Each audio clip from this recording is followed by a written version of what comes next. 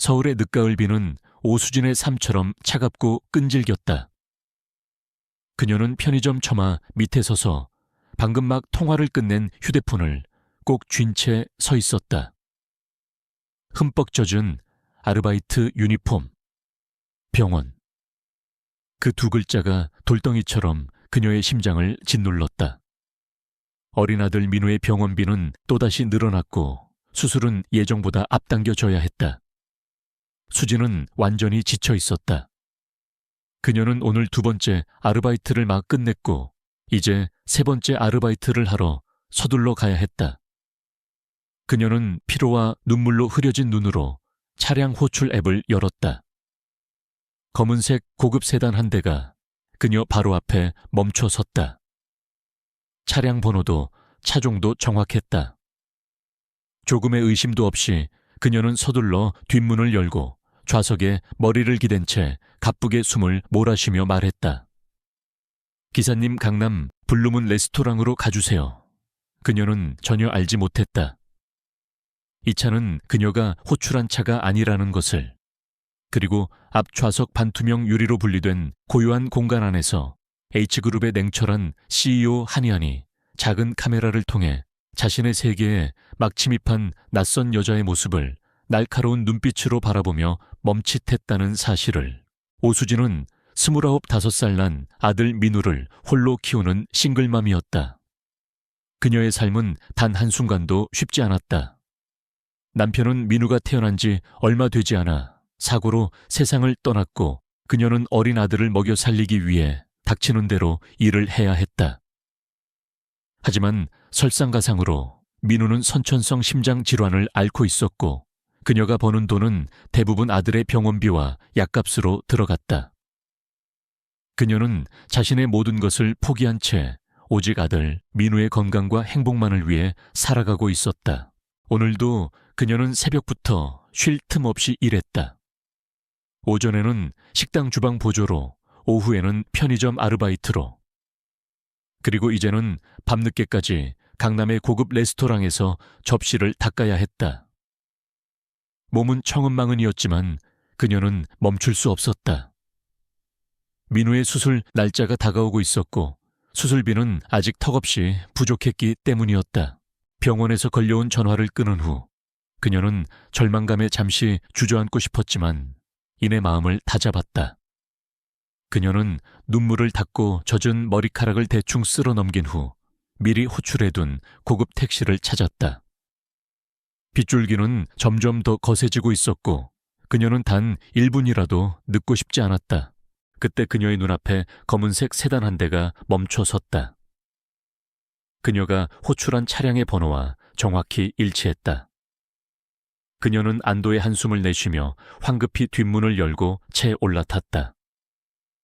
피로와 긴장감에 지쳐있던 그녀는 운전석과 뒷좌석 사이가 칸막이로 막혀 있다는 사실조차 제대로 인지하지 못한 채 좌석에 몸을 깊숙이 파묻었다.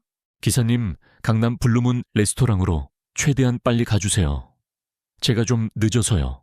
그녀는 가쁜 숨을 몰아쉬며 말했다. 하지만 운전석에서는 아무런 대답도 들려오지 않았다. 차는 그저 부드럽게 미끄러지듯 출발할 뿐이었다. 그녀는 너무 피곤한 나머지 운전기사가 과묵한 사람이라고만 생각하며 눈을 감았다. 한편 차 앞 좌석에 앉아있던 한의아는 이 황당한 상황에 미간을 찌푸렸다. 그는 대한민국 재계 서열 5위 안에 드는 H그룹의 총수이자 냉철하고 빈틈없는 성격으로 유명한 인물이었다. 그의 삶은 언제나 완벽하게 계획되어 있었고 그의 사적인 공간에 누군가가 허락 없이 침범하는 것은 결코 용납할 수 없는 일이었다. 그는 오늘 저녁 중요한 비즈니스 미팅을 위해 블루문 레스토랑으로 향하고 있던 중이었고 잠시 차 안에서 관련 서류들을 검토하고 있었다. 그런데 갑자기 웬 낯선 여자가 나타나 마치 자신의 차인 양 자연스럽게 올라탄 것이었다. 그는 당장이라도 운전기사에게 차를 세우고 저 무례한 여자를 내쫓으라고 명령하고 싶었지만 그녀의 지치고 절박해 보이는 목소리와 이어진 병원과의 통화 내용을 우연히 듣게 되면서 자신도 모르게 잠시 망설이게 되었다. 네, 선생님, 알겠습니다. 어떻게든 수술비를 마련해 보겠습니다. 우리 민우 꼭 살려주세요. 제발요. 수화기 너머로 들려오는 그녀의 애절한 목소리는 그의 얼어붙었던 심장 한구석을 미세하게 흔들어 놓았다. 그는 아주 오랜만에 자신이 잊고 지냈던 어떤 감정, 바로 연민이라는 감정을 느끼고 있었다. 그는 평생을 냉혹한 승부의 세계에서 살아왔고 타인의 감정에 휘둘리는 것을 가장 어리석은 짓이라고 생각해왔다. 하지만 지금 이 순간만큼은 이 낯선 여자의 절박한 사연에 자신도 모르게 마음이 움직이고 있었다. 차는 어느새 블루문 레스토랑 앞에 도착했다. 세은은 잠시 잠이 들었다가 차가 멈추자 화들짝 놀라며 깨어났다. 어머, 죄송합니다, 기사님. 제가 너무 피곤해서. 그녀는 황급히 가방에서 지갑을 꺼내려 했다. 하지만 뒷좌석의 문이 열리고 말쑥한 차림의 운전기사가 그녀에게 정중하게 고개를 숙였다. 사모님 도착했습니다. 사모님. 세우는 어리둥절한 표정으로 운전기사를 바라보았다. 그때 차 앞 좌석과의 칸막이가 스르르 열리고 차갑고 날카로운 눈빛의 한 남자, 바로 한이안이 그녀를 돌아보고 있었다. 내리시죠, 오수진 씨. 당신의 목적지는 여기가 아닌 것 같지만 일단은 내가 당신을 고용한 셈 치겠습니다. 그의 낮은 목소리가 차 안의 정적을 갈랐다. 세은은 그제야 자신이 엄청난 실수를 저질렀다는 것을 깨달았다. 이 차는 그녀가 호출한 택시가 아니었고 이 남자는 평범한 운전기사가 아니었다. 그녀는 공포와 당혹감에 얼굴이 새하얗게 질렸고 아무런 말도 하지 못한 채 그를 바라볼 뿐이었다. 일단 내 미팅이 끝날 때까지 저쪽에서 조용히 기다리고 계십시오. 그리고 나서 당신과 내가 나눠야 할 이야기가 있을 것 같군요. 당신의 그 수술비에 대해서 말입니다. 이안은 차갑게 말하고는 먼저 차에서 내려 레스토랑 안으로 들어갔다. 그의 뒷모습에서는 감히 범접할 수 없는 권위와 냉정함이 뿜어져 나왔다. 세은은 망연자실한 표정으로 그 자리에 주저앉았다. 그녀의 인생은 한순간의 실수로 인해 이제 걷잡을 수 없는 폭풍 속으로 휘말려 들어가고 있었다. 그리고 그 폭풍의 중심에는 한이안이라는 미스터리한 남자가 있었다. 과연 그는 그녀에게 구원자가 될 것인가? 아니면 또 다른 절망을 안겨줄 악마가 될 것인가? 모든 것이 불확실했다. 한이안이 블루문 레스토랑 안으로 사라진 후 오수진은 한참 동안 멍하니 차 안에 앉아 있었다. 그녀의 머릿속은 온통 혼란으로 가득 차 있었고 심장은 여전히 두려움으로 세차게 뛰고 있었다. 자신이 대체 무슨 짓을 저지른 것인지, 그리고 앞으로 자신에게 어떤 일들이 닥칠지 상상조차 할 수 없었다. 그녀는 당장이라도 이 자리에서 도망치고 싶었지만 그의 마지막 말이 그녀의 발목을 잡았다. 당신의 그 수술비에 대해서 말입니다. 그는 이미 그녀의 모든 것을 알고 있는 듯했다. 그녀의 절박한 사정과 아픈 아들 민우의 존재까지. 그는 과연 그녀에게 무엇을 원하는 것일까? 그녀의 실수를 빌미로 엄청난 돈을 요구하려는 것일까? 아니면 더 끔찍한 무언가를 강요하려는 것일까? 온갖 불길한 상상들이 그녀의 머릿속을 스쳐 지나갔다. 시간이 얼마나 흘렀을까? 레스토랑 문이 열리고 한이안이 다시 모습을 드러냈다. 그의 얼굴은 여전히 무표정했지만 어딘지 모르게 아까와는 다른 미묘한 분위기가 느껴졌다. 그는 운전기사에게 무언가를 지시하더니 직접 뒷좌석 문을 열고 그녀의 옆자리에 앉았다. 차 안에는 다시 한번 어색하고 무거운 침묵이 흘렀다. 차가 출발하고 나서야 한이안이 먼저 입을 열었다. 오수진 씨라고 했죠. 나이는 29, 아들은 5살. 이름은 민우. 선천성 심장 질환을 앓고 있고 당장 수술이 시급한 상황. 맞습니까? 그의 낮은 목소리가 차 안의 공기를 더욱 차갑게 만들었다. 그는 불과 몇 시간 만에 그녀의 모든 것을 파악하고 있었다. 수지는 공포감에 온몸이 굳어지는 것을 느꼈지만 애써 담담한 척하며 고개를 끄덕였다. 어떻게 제 모든 것을, 나에게는 그 정도 정보를 알아내는 것은 어려운 일이 아닙니다, 오수진 씨.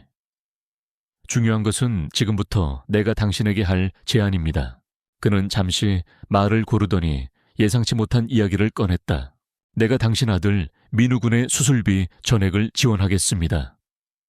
대한민국 최고의 병원에서 최고의 의료진에게 수술 받을 수 있도록 모든 조치를 취해주겠습니다. 그리고 앞으로 당신과 당신 아들이 평생 돈 걱정 없이 살아갈 수 있도록 만들어주겠습니다. 수진은 자신의 귀를 의심했다.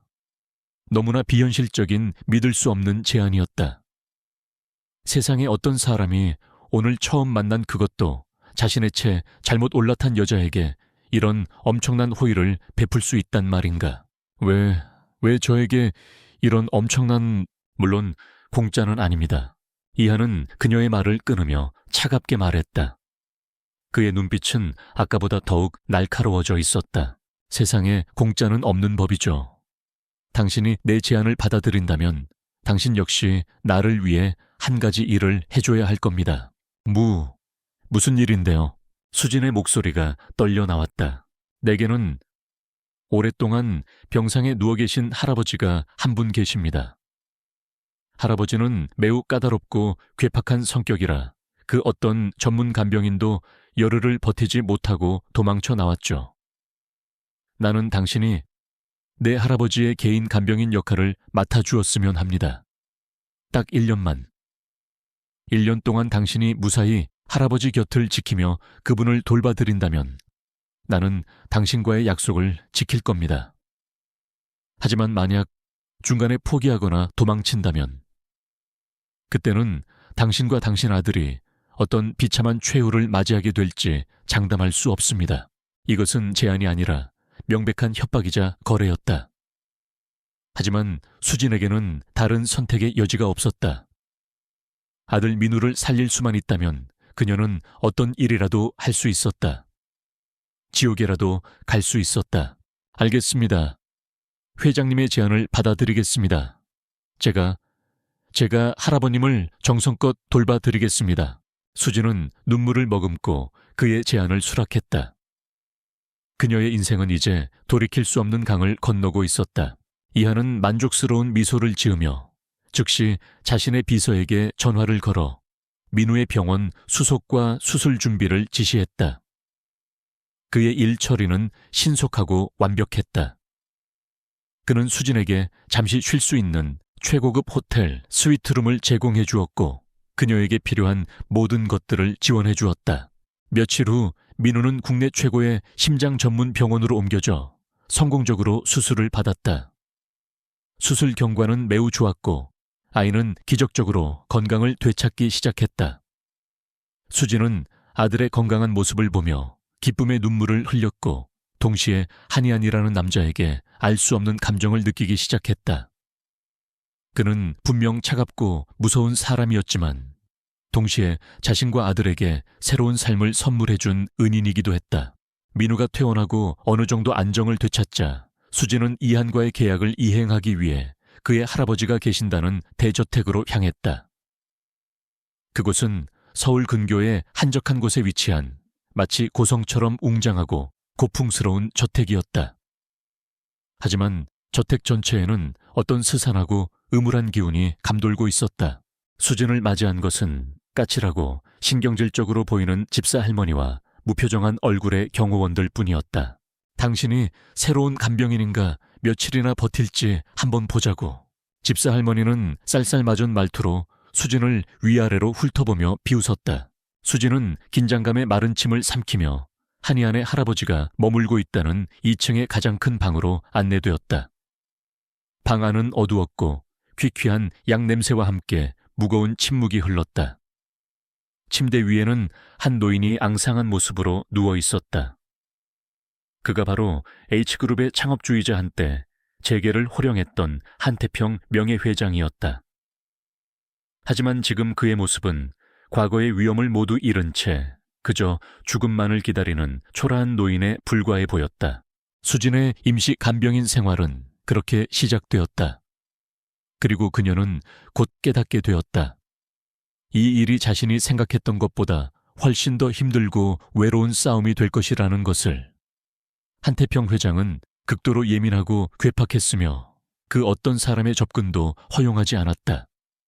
그는 수진에게 온갖 트집을 잡으며 그녀를 괴롭혔고 때로는 모욕적인 말들로 그녀에게 상처를 주기도 했다.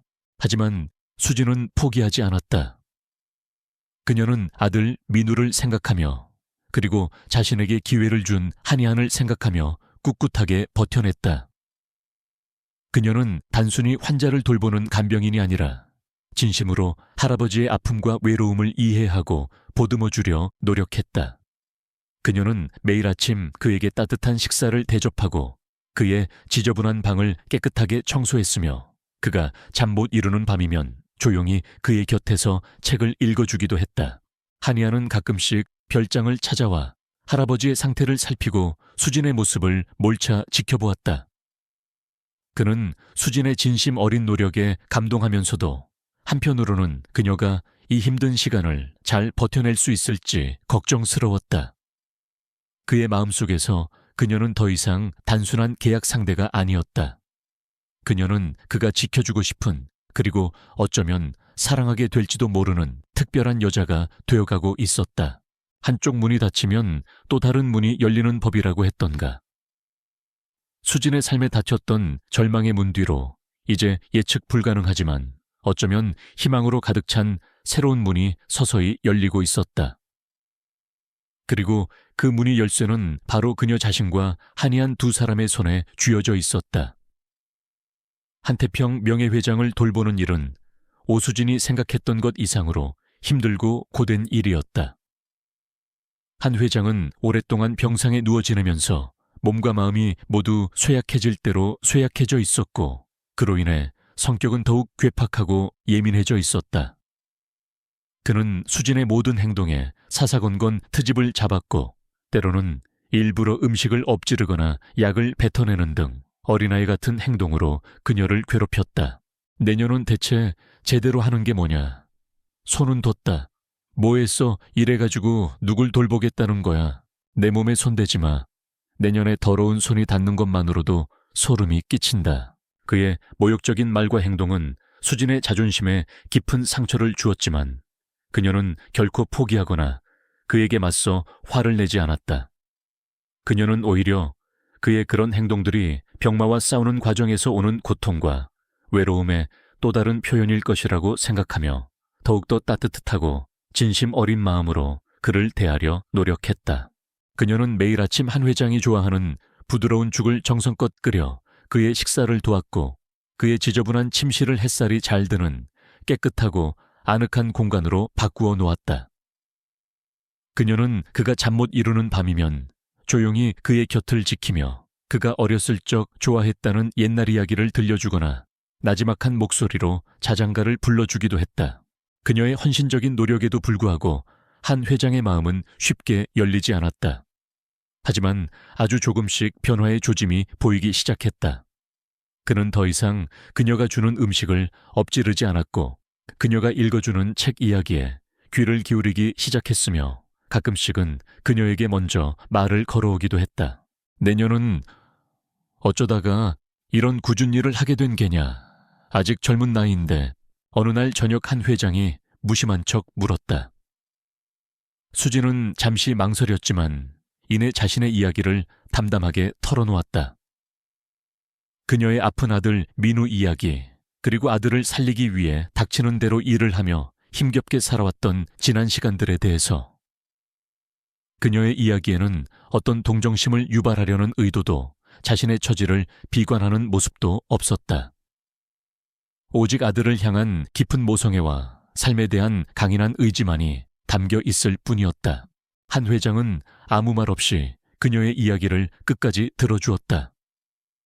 그리고 그날 이후 그는 더 이상 수진을 함부로 대하지 않았다. 그의 눈빛에서 경멸과 무시는 사라지고 그 자리에 어떤 연민과 함께 묘한 동질감 같은 것이 자리 잡기 시작했다.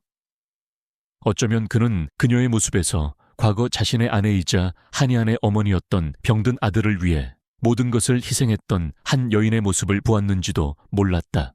한의아는 주말마다 별장을 찾아와 할아버지의 상태를 살피고 수진의 모습을 묵묵히 지켜보았다. 그는 수진이 조금씩 할아버지의 마음을 움직이고 있다는 사실에 놀라움을 금치 못했고 동시에 그녀의 따뜻한 인내심과 진심의 깊은 감동을 받았다. 그는 자신이 지금껏 만나왔던 그 어떤 화려하고 교양 있는 여자들에게서도 발견하지 못했던 진정한 인간적인 아름다움을 그녀에게서 발견하고 있었다. 그는 수진과 함께 정원을 산책하며 그녀의 고충을 들어주기도 하고 그녀가 아들 민우와 영상 통화를 할 때면 옆에서 다정한 목소리로 민우의 안부를 묻기도 했다. 함께하는 시간이 길어질수록 두 사람 사이에 어색했던 침묵은 편안한 대화로 채워졌고 그들의 마음속에는 서로를 향한 존경심과 함께 설레는 감정들이 싹트기 시작했다. 이하는 수진을 볼 때마다 심장이 두근거리는 것을 느꼈고 수진 역시 이 안에 숨겨진 다정함과 배려심에 자신도 모르게 얼굴을 붉히곤 했다. 그들은 서로에게 끌리고 있었지만 고용주와 간병인이라는 현실적인 관계와 아직 해결되지 않은 문제들 때문에 섣불리 자신의 감정을 드러내지 못하고 있었다.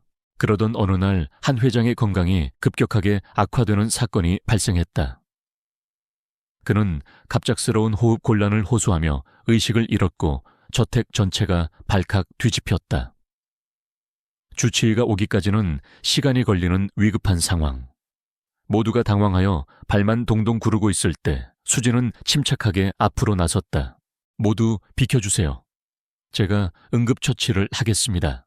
그녀는 망설임 없이 한 회장의 기도를 확보하고 정확하고 능숙한 솜씨로 심폐소생술을 시작했다. 그녀의 작은 체구에서는 믿기지 않을 정도의 힘과 집중력이 뿜어져 나왔다. 그녀는 더 이상 평범한 싱글맘이 아니었다. 그녀는 한 생명을 살리기 위해 자신의 모든 것을 쏟아붓는 프로페셔널한 의료인이었다. 마침 별장에 도착하여 이 모든 광경을 지켜보고 있던 이하는 그녀의 그런 모습에 다시 한번 큰 충격과 함께 강렬한 매력을 느꼈다. 그는 자신이 사랑하게 된 여자가 이렇게까지 강하고 아름다운 사람이라는 사실에 가슴 벅찬 감동을 받았다. 다행히 수진의 신속하고 정확한 응급처치 덕분에 한 회장은 의식을 되찾을 수 있었고 곧이어 도착한 의료진에 의해 안정을 되찾을 수 있었다. 주치의는 만약 수진의 응급처치가 조금이라도 늦었더라면 정말 위험한 상황이 될 뻔했다며 그녀의 침착한 대응에 칭찬을 아끼지 않았다. 그날 밤 이후 한 회장은 수진을 완전히 자신의 사람으로 받아들였다. 그는 더 이상 그녀를 고용된 간병인이 아니라 자신의 생명의 은인이자 손주 며느리처럼 아끼고 신뢰하게 되었다. 그는 이한에게 저런 보석 같은 아가씨를 절대 놓쳐서는 안 된다. 라며 두 사람의 관계를 적극적으로 지지하기 시작했다. 이한 역시 더 이상 자신의 감정을 숨기지 않기로 결심했다. 그는 수진에게 자신의 모든 것을 걸고 그녀와 함께 새로운 미래를 만들어가고 싶었다. 그는 할아버지의 건강이 완전히 회복되면 그녀에게 정식으로 청혼하리라 마음먹었다. 하지만 그들 앞에는 여전히 풀어야 할 숙제가 남아있었다. 바로 이 안에 숨겨진 과거와 그를 위협하는 어둠의 세력들이었다. 수진은 이한이 가진 상처의 실체가 무엇인지 그리고 그를 위협하는 적들이 누구인지 아직 알지 못했다. 도전과 이해가 싹트는 시간 속에서 두 사람의 사랑은 더욱 단단해지고 있었다. 하지만 동시에 그들의 행복을 시기하는 또 다른 폭풍우가 서서히 그들을 향해 다가오고 있었다. 과연 그들은 이 모든 시련을 이겨내고 진정한 사랑의 결실을 맺을 수 있을까? 모든 것이 불확실했지만 한 가지 분명한 것은 그들이 이제 더 이상 혼자가 아니라는 것이었다. 한태평 회장이 오수진의 응급처치 덕분에 목숨을 구한 사건 이후 거대한 저택 안에 차가웠던 공기는 눈에 띄게 부드러워졌다. 한 회장은 더 이상 수진을 고용된 간병인으로 대하지 않았다. 그는 그녀를 생명의 은인이자 손자 며느리처럼 아끼고 신뢰했으며 까다롭고 괴팍했던 그의 모습은 온데간데 없이 자상하고 따뜻한 할아버지의 모습으로 돌아왔다. 집안의 다른 고용인들 역시 수진의 헌신과 능력에 감탄하며 그녀를 존경하고 따랐다. 한의아는 이 모든 변화의 중심에 있는 오수진이라는 여자를 경이로운 눈빛으로 바라보았다. 그녀는 단순히 아픈 사람을 돌보는 기술이 뛰어난 것이 아니라 사람의 마음을 움직이고 상처를 치유하는 마법 같은 능력을 지니고 있었다. 그녀의 따뜻한 진심은 몇 년 동안 굳게 닫혀있던 할아버지의 마음의 문을 열었고 삭막하기만 했던 이 거대한 저택에 다시 한번 사람 사는 온기를 불어넣었다. 그의 마음속에서 그녀는 이미 없어서는 안 될 존재가 되어 있었다. 그는 그녀와 함께하는 미래를 꿈꾸기 시작했고 그녀를 평생 지켜주고 싶다는 강한 열망에 휩싸였다. 하지만 동시에 그는 자신의 어두운 과거와 그로 인해 자신이 안고 살아가야 하는 위험들이 그녀의 평범하고 행복한 삶에 짐이 될까봐 두려웠다. 그는 그녀에게 모든 것을 털어놓고 그녀의 선택을 구해야 할지 아니면 그녀를 보호하기 위해 이대로 한 걸음 물러서야 할지 깊은 갈등에 빠졌다. 그러던 어느 날 저녁 수지는 서재에서 홀로 고뇌에 빠져 있는 이한을 발견했다. 그의 얼굴에는 그동안 볼 수 없었던 깊은 슬픔과 고통의 그림자가 드리워져 있었다. 그녀는 조심스럽게 그에게 다가가 그의 어깨를 가만히 감싸 안았다. 이한 씨, 무슨 일 있어요? 많이 힘들어 보이는데. 혹시 저한테 말해줄 수 없어요? 혼자 끙끙 앓지 말아요. 이제 당신 곁에는 내가 있잖아요. 수진의 따뜻한 위로의 이한은 마침내 무거운 입을 열었다. 그는 더 이상 그녀에게 자신의 아픔을 숨길 수 없다고 판단하고 평생 자신의 가슴속 깊이 묻어두었던 과거의 상처를 털어놓기 시작했다. 그의 이야기는 충격적이었다. 그가 그토록 냉정하고 일에만 집착하는 사람이 될 수밖에 없었던 이유, 그리고 할아버지 한태평 회장과 미묘한 애정 관계를 유지해왔던 이유 뒤에는 끔찍한 가족사가 숨겨져 있었던 것이었다. 몇 년 전 이한에게는 그가 세상 누구보다도 사랑했던 약혼녀가 있었다. 그녀는 아름답고 재능 있는 첼리스트였고 두 사람은 곧 결혼을 앞둔 행복한 연인이었다. 하지만 그의 행복은 한순간에 산산조각 나버렸다. 바로 그의 이복동생이자 H그룹의 경쟁사 사장이었던 한희수가 형에 대한 질투심과 그룹 경영권에 대한 탐욕 때문에 그의 약혼녀를 납치하고 잔인하게 살해하는 끔찍한 범죄를 저지른 것이었다. 이한은 사랑하는 여자를 잃은 슬픔과 충격에 모든 것을 포기하려 했지만 그는 복수를 위해 다시 일어서야만 했다. 그는 자신의 모든 힘과 수단을 동원하여 동생의 범죄를 파헤쳤고 마침내 그를 법의 심판대에 세울 수 있었다. 한희수는 무기징역을 선고받고 감옥에 수감되었지만 이 사건은 이한과 그의 가족들에게 지울 수 없는 상처를 남겼다. 한태평 회장은 이 충격으로 쓰러져 병상에 눕게 되었고 이한 역시 세상을 향한 마음의 문을 닫고 차가운 복수심과 일에 대한 집착만으로 살아왔던 것이었다. 나는 또다시 사랑하는 사람을 잃는 것이 두려웠어요. 내 곁에 있는 사람은 모두 불행해진다고 생각했죠. 그래서 당신에게 다가가는 것이 망설여졌어요. 당신을 사랑하게 될수록 당신을 위험에 빠뜨리게 될까봐 두려웠던 겁니다. 이한의 눈에서 뜨거운 눈물이 흘러내렸다. 평생 단 한 번도 누구에게 약한 모습을 보인 적 없었던 그가 처음으로 자신의 아픈 상처를 드러내고 눈물을 보인 것이었다. 수지는 아무 말 없이 그의 이야기를 들어주며 그를 자신의 품에 꼭 끌어안았다. 그녀는 그의 깊은 고통과 외로움에 함께 아파했고 그의 상처를 자신의 따뜻한 사랑으로 보듬어 주었다. 이한 씨, 이제 괜찮아요. 다 괜찮을 거예요. 당신은 혼자가 아니에요. 이제 당신 곁에는 내가 있잖아요. 내가 당신의 아픔도 슬픔도 모두 함께 짊어질게요. 그리고 다시는 당신이 사랑하는 사람을 잃는 일은 없을 거예요. 내가 당신 곁에서 당신을 지켜줄 테니까요. 두 개의 상처 입은 영혼이 마침내 하나가 되어 서로의 가장 깊은 곳까지 이해하고 보듬어주는 순간이었다. 그들은 서로의 과거를 통해 더욱 깊이 연결되었고 서로의 아픔을 통해 더욱 단단한 사랑을 확인하게 된 것이었다. 하지만 그들의 행복을 시기하는 또 다른 그림자가 그들 주변을 맴돌고 있었다. 감옥에 수감된 한희수가 자신을 파멸시킨 형과 그의 새로운 연인에게 복수하기 위해 외부의 폭력 조직과 연계하여 탈옥을 계획하고 있었던 것이었다. 그는 탈옥 후 이한이 가장 소중하게 생각하는 것, 바로 오수진과 그녀의 아들 민우를 해치려는 끔찍한 음모를 꾸미고 있었다. 어느 날 수진과 민우가 함께 공원으로 나들이를 나갔을 때 정체 모를 괴한들이 나타나 그들을 납치하려 하는 아찔한 사건이 발생했다.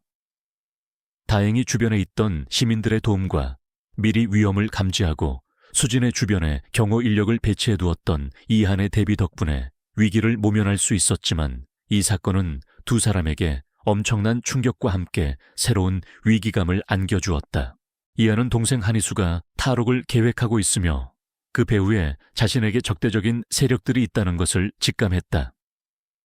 그는 더 이상 수동적으로 방어만 하고 있을 수 없다고 판단하고 그들의 음모를 먼저 파헤치고 분쇄하기 위한 방역에 나서기로 결심했다.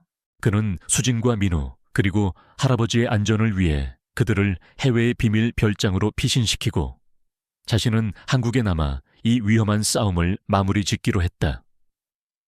수진은 그의 곁에 남아 함께 싸우고 싶었지만 아들 민우의 안전을 위해 그의 제안을 받아들일 수밖에 없었다. 이한 씨 꼭 무사히 돌아와야 해요. 나와 민우가 기다리고 있을게요. 당신 없는 삶은 이제 상상할 수 없어요. 걱정하지 말아요, 수진 씨. 나는 반드시 이 모든 것을 끝내고 당신과 민우 곁으로 돌아갈 겁니다. 그리고 그때는 우리 세 사람 진짜 가족이 되어 평생 행복하게 살아갑시다. 두 사람은 눈물의 작별 인사를 나누고 잠시 동안의 이별을 맞이해야 했다. 과거의 상처가 채 아물기도 전에 그들 앞에는 또 다른 거대한 시련의 폭풍이 몰아치고 있었다. 과연 이한은 이 모든 위험을 이겨내고 사랑하는 사람들에게 돌아올 수 있을까? 그리고 두 개의 상처 입은 영혼은 마침내 진정한 평화와 행복을 찾을 수 있을까? 그들의 운명은 또다시 한치 앞을 알 수 없는 안개 속으로 빠져들고 있었다. 오수진과 아들 민우를 해외의 비밀 별장으로 안전하게 피신시킨 후 한이아는 마침내 자신의 모든 것을 걸고 동생 한희수와의 마지막 전쟁을 준비하기 시작했다. 그는 더 이상 과거의 아픔에 얽매여 괴로워하거나 동생의 악행에 분노만 하고 있지 않았다. 그의 머릿속은 오직 사랑하는 수진과 민우를 지켜내고 이 지긋지긋한 악연의 고리를 완전히 끊어내야 한다는 생각뿐이었다. 그는 가장 먼저 자신의 충직한 비서인 김 실장과 H그룹의 최정계 보안팀을 소집하여 한희수의 탈옥 계획과 그 배후 세력에 대한 정보를 수집하기 시작했다. 한희수는 비록 감옥에 수감되어 있었지만 그의 영향력은 여전히 그룹 내외부에 깊숙이 남아있었다. 그는 과거 아버지가 남긴 막대한 비자금과 어둠의 세력들과의 커넥션을 이용하여 교도소 안에서도 자유롭게 외부와 연락을 주고받으며 자신의 복수 계획을 차근차근 실행에 옮기고 있었던 것이다. 회장님 한희수 전 부회장이 최근 남미의 용병 조직과 접촉한 정황이 포착되었습니다. 아무래도 전문 킬러들을 고용하여 탈옥을 감행하고 회장님과 오수진 씨를 직접적으로 노리려는 것 같습니다. 김 실장의 보고는 심각했지만 이한의 표정은 오히려 차분했다. 그는 이미 동생의 광기 어린 집착과 잔인함을 예상하고 있었고 그에 대한 대비책을 세워두고 있었다. 그놈이 미끼를 물었군. 이제 우리가 준비한 그물을 펼칠 시간이 된 것 같네. 이한의 눈빛이 차갑게 빛났다. 그는 수진과 민우를 해외로 피신시키는 동시에 일부러 언론에 자신과 수진의 관계가 파탄에 이르렀으며 자신이 깊은 절망에 빠져 있다는 식의 거짓 정보를 흘렸다. 이것은 한희수의 경계심을 풀고 그가 방심한 틈을 타 섣불리 행동하도록 유도하기 위한 함정이었다. 한편 해외의 비밀 별장에 머물고 있는 수진은 하루하루 불안한 시간을 보내고 있었다. 그녀는 이한이 혼자서 위험한 싸움을 벌이고 있다는 사실에 가슴 아파했고 자신이 아무런 도움이 되지 못한다는 무력감에 괴로워했다. 그녀는 매일 밤 그를 위해 기도했고 그가 무사히 돌아오기만을 간절히 바랐다. 하지만 그녀는 그저 앉아서 기다리기만 하는 연약한 여자가 아니었다. 그녀는 자신이 할 수 있는 일이 무엇일까 고민했고 마침내 한 가지 방법을 찾아냈다. 그녀는 이한이 과거 자신에게 털어놓았던 그의 약혼녀와 관련된 이야기들을 떠올렸고 그 안에서 한희수의 약점을 찾을 수 있을지도 모른다는 생각을 한 것이었다. 그녀는 이한 몰래 자신의 과거 인맥과 정보를 이용하여 한희수와 그의 약혼녀였던 여자에 대해 조사하기 시작했다. 그리고 그 과정에서 놀라운 사실 하나를 발견하게 되었다. 한희수가 그토록 형을 증오하고 집착했던 이유가 단순히 경영권 다툼이나 열등감 때문만이 아니었다는 것을. 그 이면에는 과거 이한의 약혼녀를 향한 그의 비뚤어진 사랑과 집착이 숨겨져 있었던 것이었다. 그는 형의 여자를 사랑했고 가질 수 없게 되자 파괴해버리는 끔찍한 선택을 했던 것이다. 수지는 이 사실을 알고 큰 충격에 휩싸였지만 동시에 이것이 한희수를 무너뜨릴 수 있는 결정적인 심리적 무기가 될 수 있을 것이라고 판단했다. 그녀는 자신이 알아낸 모든 정보들을 정리하여 비밀리에 김 실장을 통해 이한에게 전달했다. 수진의 정보는 이한에게 큰 힘이 되었다. 그는 동생의 가장 깊은 곳에 숨겨진 약점을 파악하게 되었고 그것을 이용하여 그를 심리적으로 압박하고 그의 계획을 뒤흔들 수 있는 새로운 전략을 세울 수 있게 되었다. 며칠 후 마침내 한희수의 탈옥 작전이 시작되었다. 그는 외부 용병들의 도움을 받아 교도소에 폭동을 일으키고 그 혼란을 틈타 유유히 탈옥에 성공했다. 그리고 그의 첫 번째 목표는 바로 해외에 있는 오수진과 민우를 납치하여 형인 이한에게 견딜 수 없는 고통을 안겨주는 것이었다.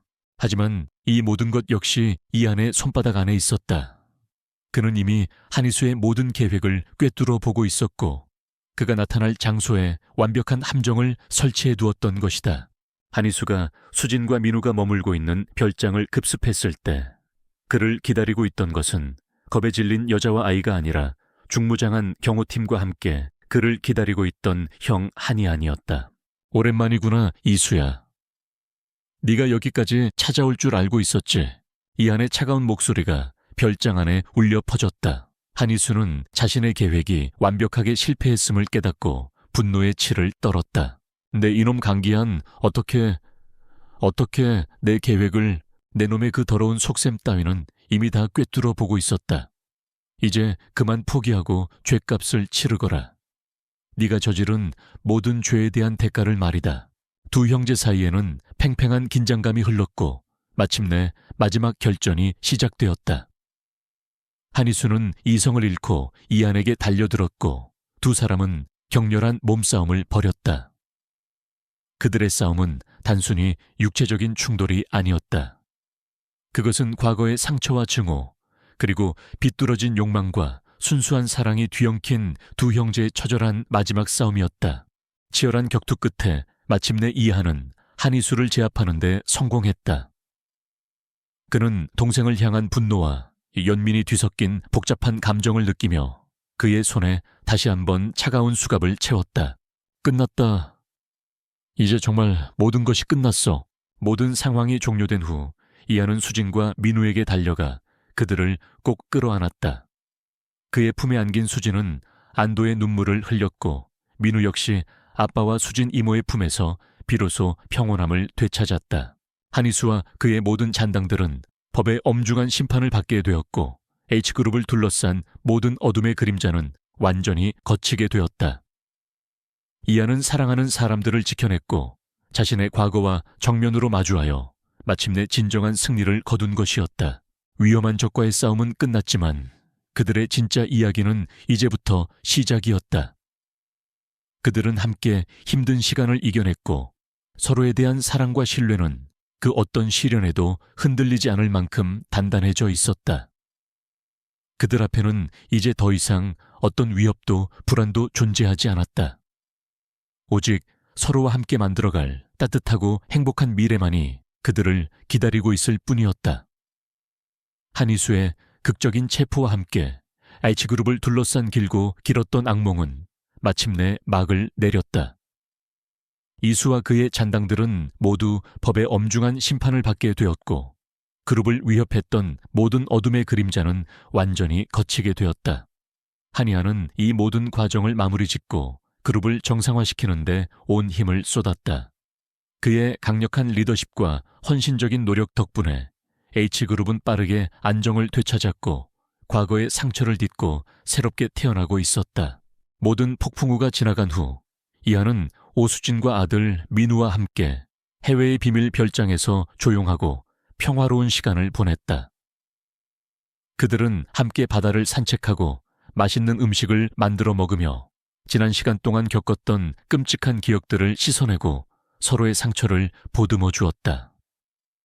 특히 민우는 아빠 이한과 엄마 같은 수진의 따뜻한 사랑 속에서 점차 안정을 되찾았고 아이의 해맑은 웃음소리는 두 사람에게 가장 큰 위로와 행복이 되어 주었다. 하지만 이한과 수진의 마음속에는 아직 풀어야 할 숙제가 남아 있었다. 그들은 서로를 깊이 사랑하고 있었지만 그들의 관계는 여전히 고용주와 간병인이라는 어색한 틀 안에 갇혀 있었다. 이하는 수진에게 자신의 진심을 고백하고 싶었지만 그녀에게 또 다른 부담을 주게 될까봐 망설였고 수진 역시 그의 마음을 어렴풋이 짐작하고 있었지만 섣불리 먼저 다가가지 못했다. 그러던 어느 날 저녁 두 사람은 별장 테라스에 나란히 앉아 아름다운 석양을 바라보고 있었다. 민우는 거실에서 장난감을 가지고 놀다 새우르르 잠이 든 후였다. 두 사람 사이에는 어색하지만 설레는 침묵이 흘렀다. 먼저 침묵을 깬 것은 이한이었다. 수진 씨, 이제 곧 서울로 돌아가야 할 텐데 앞으로 어떻게 할 생각이에요? 그의 조심스러운 질문에 수진은 잠시 생각에 잠기더니 이내 담담한 목소리로 대답했다. 글쎄요. 일단은 민우가 완전히 건강을 되찾았으니 다시 제 자리로 돌아가야겠죠. 다시 아르바이트를 구하고 작은 방이라도 얻어서 민우와 함께 열심히 살아야죠. 그녀의 말에는 어떤 아쉬움이나 기대감도 묻어 나오지 않았다. 그녀는 처음부터 이 모든 것이 자신에게 주어진 과분한 행운이라고 생각했고 언젠가는 다시 평범한 자신의 삶으로 돌아가야 한다는 것을 잘 알고 있었다. 하지만 이하는 그녀를 이대로 보낼 수 없었다. 그녀 없는 삶은 이제 상상조차 할 수 없었다. 수진 씨, 나와 그리고 민우와 함께 살아주시겠습니까? 이한이 떨리는 목소리로 용기를 내어 말했다. 수진은 너무나 놀라 아무 말도 하지 못하고 그저 눈만 동그랗게 뜬 채 그를 바라볼 뿐이었다. 나는 당신을 사랑합니다, 수진 씨. 처음에는 당신을 그저 할아버지의 간병인으로 그리고 내 계획을 위한 도구로만 생각하려 했습니다. 하지만 함께하는 시간 속에서 나는 당신의 따뜻한 마음과 강인한 모습에 나도 모르게 빠져들었습니다. 당신은 나의 얼어붙었던 심장을 녹여주었고 내게 진정한 행복이 무엇인지를 가르쳐 주었습니다. 당신은 더 이상 내 간병인이 아니라 내가 평생을 함께하고 싶은 유일한 사람입니다. 그는 주머니에서 작은 벨벳 상자를 꺼내 그녀 앞에 내밀었다. 상자 안에는 눈부시게 빛나는 다이아몬드 반지가 놓여 있었다. 부디 나의 아내가 되어 민우의 엄마가 되어 우리 세 사람 진짜 가족이 되어 주시겠습니까? 이한의 진심 어린 고백과 청혼의 수진은 참았던 눈물을 터뜨리고 말았다. 그녀의 마음속에는 지난 시간 동안 겪었던 모든 아픔과 서러움 그리고 그 모든 것을 이겨낼 수 있게 해준 이한에 대한 깊은 사랑과 감사가 파도처럼 밀려왔다. 나 같은 사람이 정말 그래도 될까요? 나는 회장님과 너무 다른 세상에 사는 사람인데. 수진은 여전히 자신 없는 목소리로 주저했다. 세상 따위는 중요하지 않아요. 나에게 중요한 건 오직 당신뿐이에요. 당신만 내 곁에 있어준다면 나는 세상 모든 것을 다 가진 것과 같아요.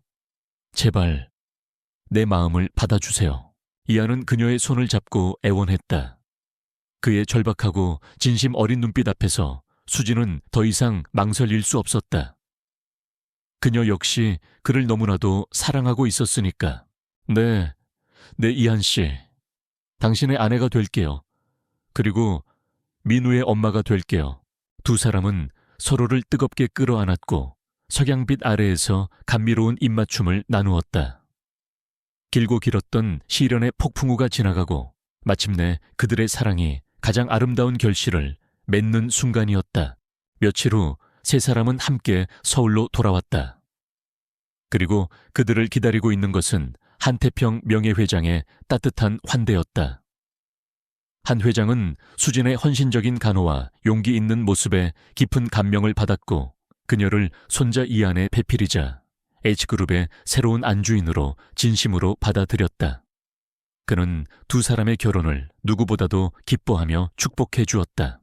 이안과 수진의 결혼 소식은 언론을 통해 대대적으로 보도되었고 많은 사람들은 그들의 드라마 같은 사랑 이야기에 아낌없는 찬사와 축하를 보냈다. 그들의 사랑은 사회적 지위나 배경의 차이를 뛰어넘어 진정한 인간적인 가치와 사랑의 힘을 보여주는 아름다운 증거가 되었다. 한 번의 어처구니 없는 실수로 시작되었던 그들의 인연은 그렇게 해피엔딩을 향해 나아가고 있었다. 마지막 관문이 남아있기는 했지만 서로를 향한 굳건한 사랑과 믿음이 있는 한 그들은 그 어떤 어려움도 함께 이겨낼 수 있을 것이었다. 진실과 사랑의 힘은 그렇게 모든 것을 제자리로 돌려놓고 새로운 희망을 싹 틔우고 있었다. 한이안의 진심 어린 청혼 이후 오수진과 그의 삶에는 비로소 완전한 행복과 평화가 찾아왔다. 그들을 둘러쌌던 모든 시련과 위협은 사라졌고 오직 서로를 향한 깊은 사랑과 함께 만들어갈 아름다운 미래만이 그들을 기다리고 있을 뿐이었다. 한태평 명예회장의 전폭적인 지지와 축복 속에서 두 사람은 성대한 결혼식을 올렸다. 결혼식은 H그룹이 소유한 아름다운 섬에서 가까운 지인들과 가족들만 초대하여 프라이빗하지만 성대하게 치러졌다. 수진은 세상에서 가장 아름다운 웨딩드레스를 입고 아들 민우의 손을 잡고 버진 로드를 걸어 세상에서 가장 행복한 신부가 되었다.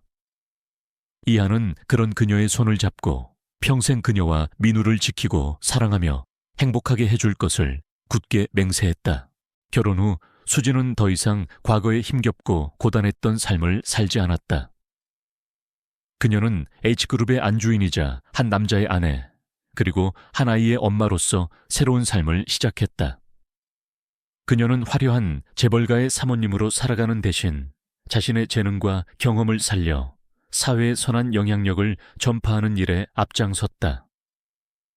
그녀는 이안의 지원을 받아 작은 아동복지 재단을 설립했고 과거 자신과 민우처럼 아프고 소외된 아이들을 돕는 일에 헌신했다. 그녀의 따뜻하고 진심 어린 활동은 많은 사람들에게 감동을 주었고 그녀는 사회적으로 존경받는 인물로 자리매김했다. 이안 역시 수진을 만나고 나서야 진정한 행복의 의미를 깨닫게 되었다.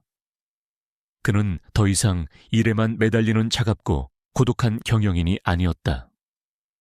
그는 아내와 아들과 함께하는 평범한 일상 속에서 삶의 기쁨을 찾았고 그 누구보다도 다정하고 가정적인 남편이자 아빠가 되었다. 그의 변화는 H그룹 전체에도 긍정적인 영향을 미쳤고 회사는 이전보다 더욱 인간적이고 따뜻한 기업 문화를 가진 건강한 기업으로 성장해 나갔다.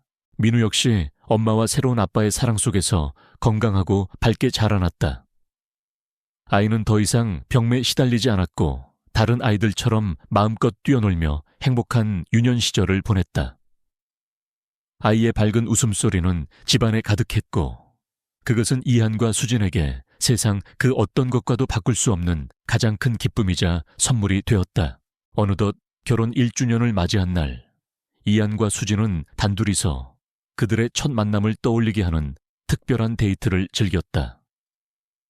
이한은 그날 밤 수진이 타려 했던 바로 그 고급 택시 회사를 통째로 인수하여 세상에 단 한 대뿐인 특별한 택시를 만들었다. 그리고 그 택시를 직접 운전하여 수진과 함께 그들의 운명이 시작되었던 그 길을 다시 한번 달려보았다. 여보, 기억나요? 우리가 처음 만났던 그날 밤 내가 이 자리에서 얼마나 당황하고 절박했었는지. 수진이 추억에 잠긴 듯 말했다. 그럼요, 어떻게 있겠어요? 그때 당신 정말 볼만했는데. 하지만 만약 그때 당신이 이 차에 잘못 올라타지 않았더라면 지금 우리는 어떻게 되었을까요? 이한이 장난스럽게 웃으며 대답했다. 글쎄요. 아마도 나는 여전히 차갑고 외로운 세상 속에서 혼자 싸우고 있었겠죠. 그리고 당신은 여전히 아픈 아들을 위해 힘겨운 하루하루를 보내고 있었을지도 모르고요. 하지만 괜찮아요. 우리는 만났고 함께 모든 것을 이겨냈고 마침내 이렇게 함께 있으니까. 당신은 내 인생을 송두리째 바꿔놓은 하늘이 내게 보내준 가장 큰 선물이에요. 이하는 수진의 손을 잡고 그녀의 이마에 부드럽게 입을 맞추었다. 그의 눈빛은 그녀를 향한 깊은 사랑과 감사함으로 가득 차 있었다. 한 번의 어처구니 없는 실수 잘못한 자동차 한 대가 만들어낸 기적 같은 인연. 그 인연은 두 개의 다른 세계를 하나로 이어주었고 서로의 상처를 보듬어 안으며 세상에서 가장 아름답고 완벽한 사랑을 완성시켰다. 그들의 이야기는 우리에게 진정한 사랑은 어떤 상황 속에서도 피어날 수 있으며 운명은 때로는 가장 예상치 못한 방식으로 우리에게 찾아온다는 것을 다시 한번 일깨워 주었다. 그리고 그들의 행복한 사랑 이야기는 마치 그들이 함께 달리고 있는 이 길처럼 영원히 계속될 것이었다.